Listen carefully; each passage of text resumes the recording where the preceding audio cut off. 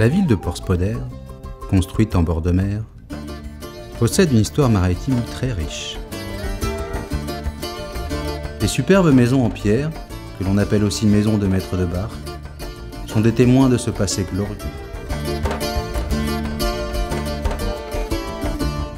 Les maisons de capitaines de marchands, que l'on appelle effectivement aussi maisons de maîtres de barque, sont en fait le reflet d'une époque d'activité maritime intense qui a concerné Porspoder du début du XVIIe siècle jusqu'au début du XIXe, pendant donc un petit peu plus de 2 siècles. Porspoder était alors une ville maritime parce qu'elle disposait du port de Laberelduut, qui était port de Porspoder jusqu'en 1869.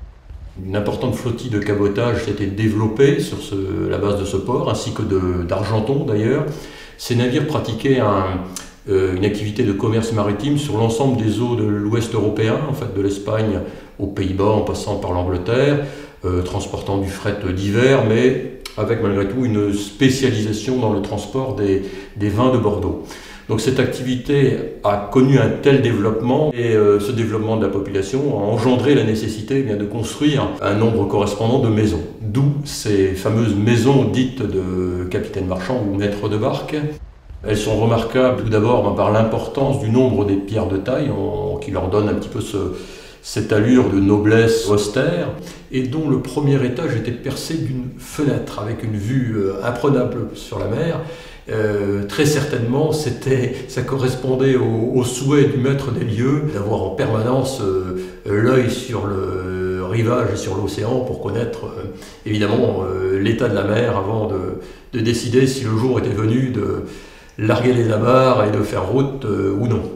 On peut souligner quelques éléments plus particuliers tels que les souches de cheminée qui sont surmontées de pierres taillées en granit, donc qui leur donnent ce profil en demi-lune si caractéristique, avec souvent un percement latéral permettant de porter la girouette, importante bien sûr pour un capitaine qui aimait tous les matins savoir où était le vent.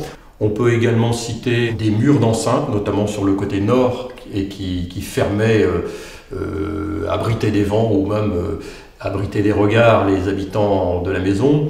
On peut également citer, pour les maisons les plus riches, sur la façade nord, une pointe accolée à la façade dans laquelle était construit un escalier de pierre de taille. Dans cette maison qui est assez simple, l'escalier étant à l'intérieur, non à l'extérieur. Par contre, la cheminée elle-même est parfaitement caractéristique de ces maisons. Elle est en tout cas destinée par sa dimension de façon très évidente à marquer un petit peu le rang social du propriétaire de cette maison à l'origine.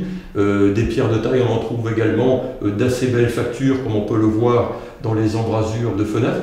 Donc cet ensemble d'éléments qui, dans ce contexte du XVIIIe siècle, elles se distinguaient évidemment des maisons plus communes, de plain-pied, couvertes de chaume, qui pouvaient être celles du commun des habitants de la commune.